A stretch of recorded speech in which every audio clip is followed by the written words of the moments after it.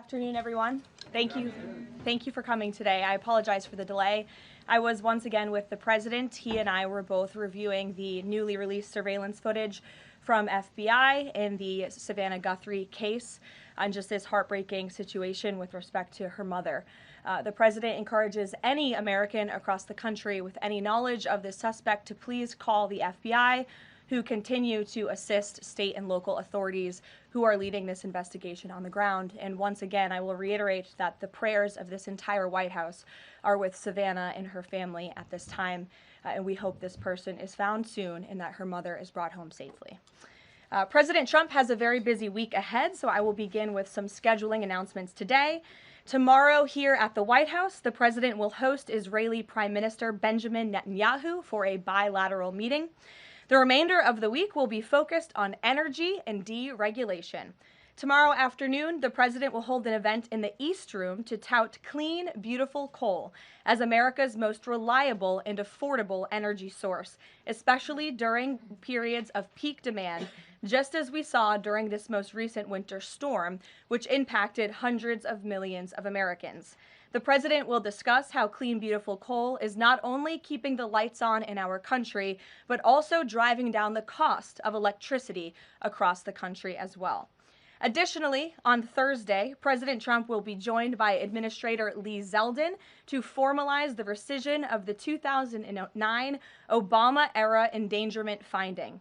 This will be the largest deregulatory action in American history, and it will save the American people $1.3 trillion in crushing regulations. The bulk of the savings will stem from reduced costs for new vehicles, with the EPA projecting average per vehicle savings of more than $2,400 for popular light-duty cars, SUVs, and trucks. This is just one more way this administration is working to make life more affordable for everyday Americans. Overall, these groundbreaking actions from President Trump will drive larger economic growth, create thousands of good-paying jobs, expand manufacturing, increase consumer choice, and improve affordability for millions of families and businesses. Finally, on Friday, President Trump and First Lady Melania Trump will travel to Fort Bragg in the great state of North Carolina to meet with military families and the heroic members of our special forces who carried out the successful Operation Absolute Resolve in Venezuela and helped bring narco-terrorist Nicolas Maduro to justice. I know the President and First Lady are both greatly looking forward to this visit. Also, the First Lady will celebrate Valentine's Day at the Children's Inn at the National Institute of Health tomorrow, with children, families, and NIH staff involved in clinical trials. In other news this week, thanks to President Trump signing the largest middle-class tax cut in history, this is shaping up to be the biggest tax refund season ever, and we are in it now. President Trump and Republicans fundamentally believe that Americans deserve to keep more of their hard-earned money, not less, which is why he fought so hard to deliver this long overdue relief. From no tax on tips, overtime, or Social Security, to auto loan interest deductions on new American-made vehicles, plus increases to the standard deduction in child tax credit, more money is flowing back into the pockets of hardworking Americans. We're already hearing from everyday Americans across the country who are reporting substantial tax savings thanks to the Working Families Tax Cut, which every single Democrat in Congress voted against.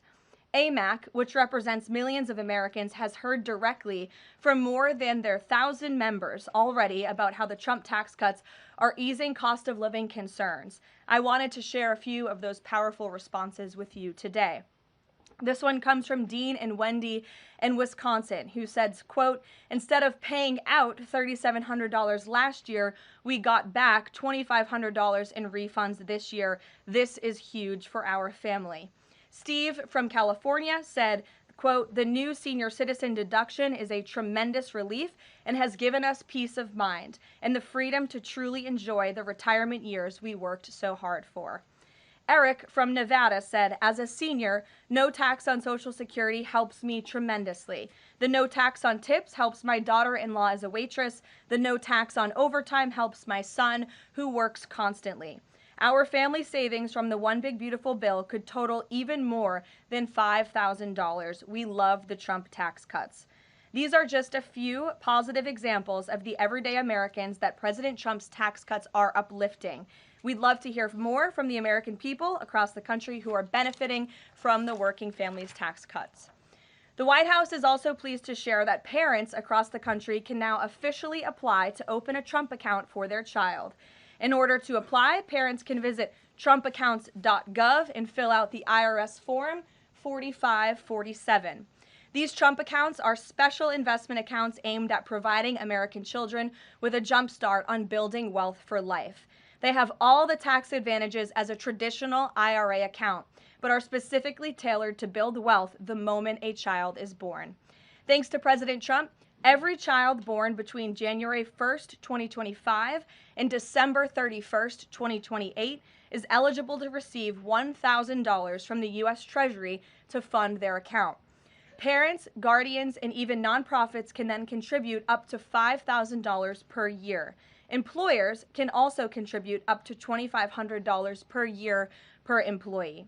President Trump believes there is no better investment than investing in our nation's children.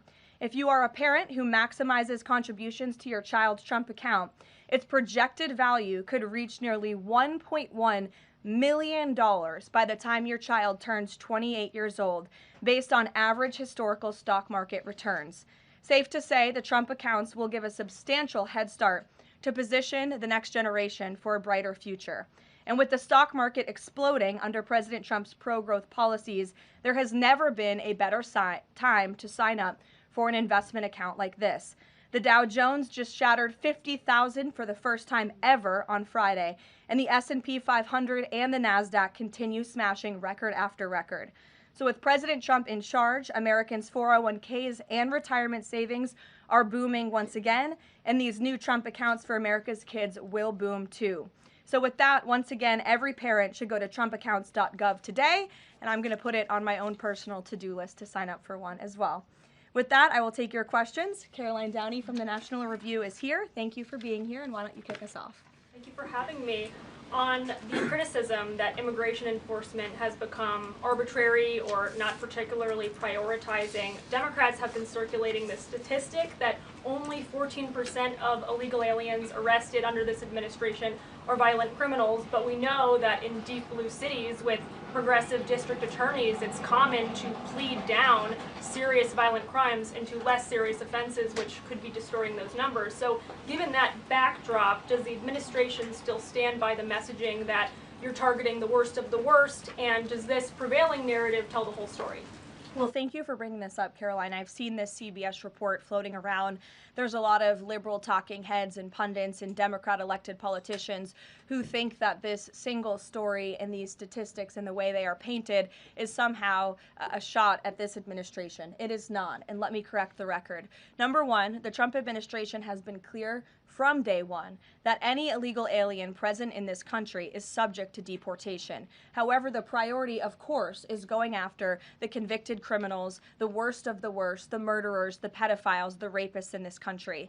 Interestingly, in the CBS story, what the Democrat talking heads on television are not saying is this line. Nearly 60% of ICE arrestees over the past year had criminal charges or convictions. And among that population, the majority of the criminal charges or convictions are for nonviolent crimes. Oh, well, what are nonviolent crimes, you ask? This has coincided with what DHS has been saying all along, that approximately 70% of illegal aliens arrested under President Trump have pending criminal charges and or prior convictions. And these so-called nonviolent crimes, drug trafficking, distribution of child porn, burglary, fraud, DUI, embezzlement, solicitation of a minor, and human smuggling, just to name a few. So just because a crime is not violent in nature doesn't mean that crime is victimless. And I can guarantee every single person who is out there on television right now pointing to these statistics that were taken out of context by CBS News would not want an illegal alien convicted of the distribution of child porn or fraud or DUI living in your community. So the Trump administration will continue our focus on deporting all illegal aliens present in our country with a focus on the worst of the worst criminals. Thank you for being here. Gabe. Caroline, thank you. And thank you for the update on our colleague Savannah Guthrie's mother. Is there anything more you can share? You said the president was reviewing that surveillance footage. What was his initial reaction when seeing those disturbing images? And does he believe that that suspect acted alone? I haven't talked to him specifically about the second point on whether the suspect acted alone or not, so I don't want to weigh in on the president's thinking on that. His initial reaction, of course, as all Americans, is just pure disgust. And again, it's heartbreaking to see now this footage really bring to life a story we've all been reading about. And again, we're just praying for the safety of Nancy Guthrie and that she will return home soon. And the president directed me to please encourage all Americans with any information to call the FBI, and we hope that this case will come to a positive resolution as soon as possible. We, of course, have a lot to talk about in a completely separate topic. I was hoping you can clarify something that's come up over the last several days, again, regarding a separate topic in the Epstein files. According to newly released files, the president had a conversation with the Palm Beach police chief in the early 2000s, according to the police chief in 2019. The president has gone on record before, and he's told reporters that he said that that he had no idea about Jeffrey Epstein's crimes. During this conversation with the police chief, however, he did say, according to this recounting of it, that thank goodness you're stopping him. He also called Karoline Maxwell evil. So my two questions are, did that conversation with the Palm Beach police chief happen?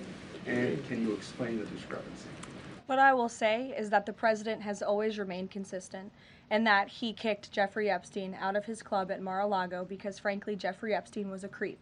And unlike many other people who are named in these files, President Trump cut off his relationship with Jeffrey Epstein and was honest and transparent about that for years and years. And so I think what the president has said all along has always remained true.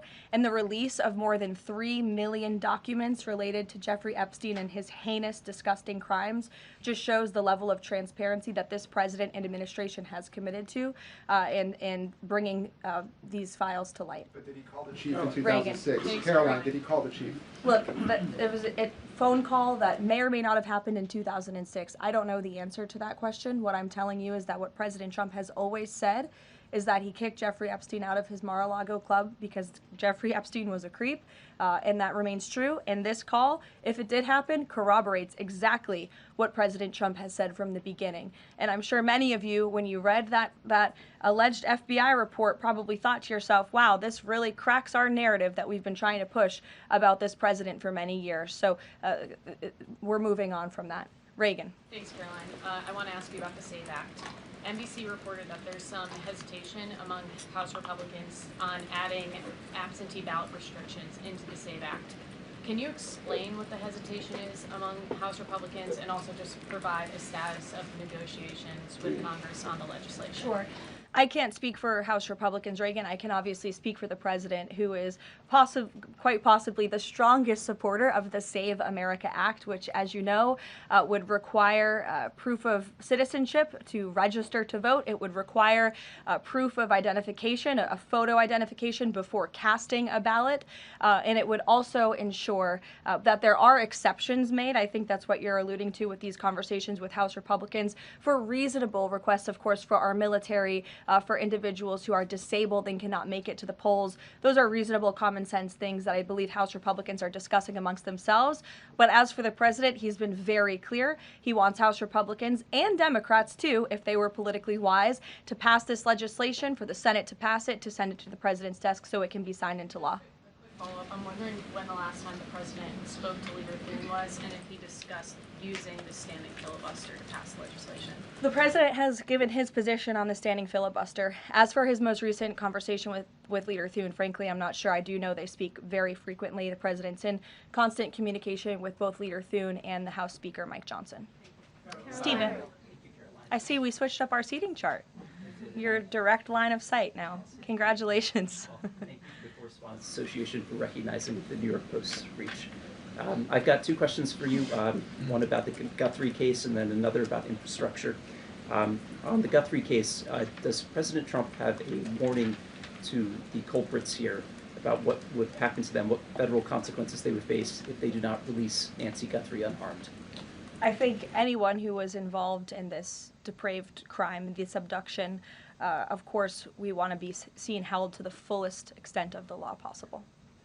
And on infrastructure, can you explain why President Trump asked Chuck Schumer to help him rename Penn Station and Dulles Airport after himself? Why is he interested in having his name on those two buildings? And why are the Gateway Tunnel funds the proper point of pressure to get that to happen? To your first question about the renaming, why not? It was something the president floated in his conversation with Chuck Schumer. As for the funding, the president has addressed that separately himself. Karoline. Danny. Thanks, Caroline. Today, the vice president's account posted and then deleted a tweet about the Armenian genocide. And then last week, President Trump's Truth Social account posted and then deleted a racist video about the Obamas. And the White House again blamed that on a staffer. I wanted to ask you, does the White House have a social media problem at the moment? Do you have an auto-posting problem that's leading to these mistakes? No. As for the Armenian tweet that you're referring to, I would just refer you back to the White House's message that was issued on Armenian Remembrance Day, and there's been no change of policy at this time. Mary? Thanks, Caroline. When the president goes to Beijing in the spring, does he have plans to try and advocate on behalf of Jimmy Lai, who was just sentenced to 20 years yesterday? This is something I've heard the president advocate for both publicly and privately. I had the honor of being in that meeting with President Trump and President Xi in South Korea that took place, and this was brought up by the president himself. It is important to him, and he looks forward to visiting China in April. Go ahead. Thanks, Caroline. So some Republican lawmakers from Nebraska have said they're worried that the Argentinian beef executive order will sideline some American ranchers. How will the Trump administration make sure prices go down for consumers without harming those ranchers? Of course. Well, both things can happen at the same time. That's the president's belief. He wants to see prices come down. In fact, I just overheard him on the phone with Secretary Rollins. They were talking about something different, but he's always saying we got to make sure that prices continue to come down. As you know, Secretary Rollins successfully did that with respect to egg prices. Beef prices are coming down slightly, and the president wants to see that continue. He believes that a minor import to the country with cattle might be a short-term solution with respect to bringing down prices, but of course protecting our American cattle and rancher industry is a priority for the president, and he's in touch with those stakeholders. We've had them here at the White House a few times in recent months to discuss this issue directly. John.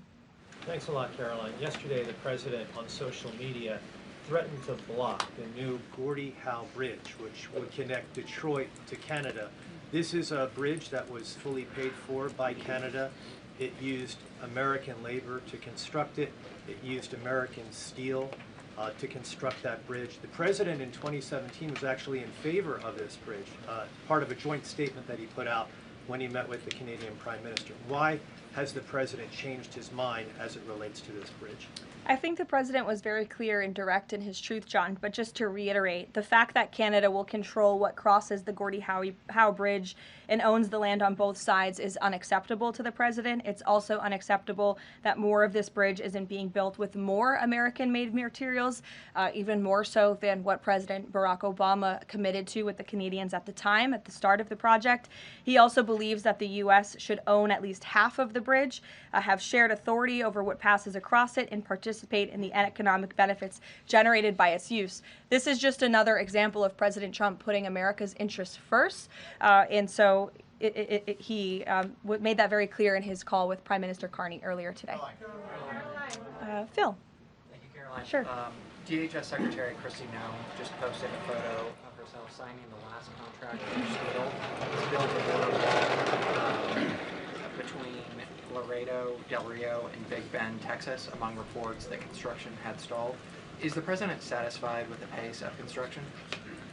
The president wants to make sure that the full border wall is built as quickly as possible, of course. I know this is a priority for him dating back to 2016, and so absolutely he wants to ensure that the border wall is built under budget and ahead of schedule is how President Trump likes to view building projects, and that includes the border wall. Is he satisfied with the pace of construction thus far?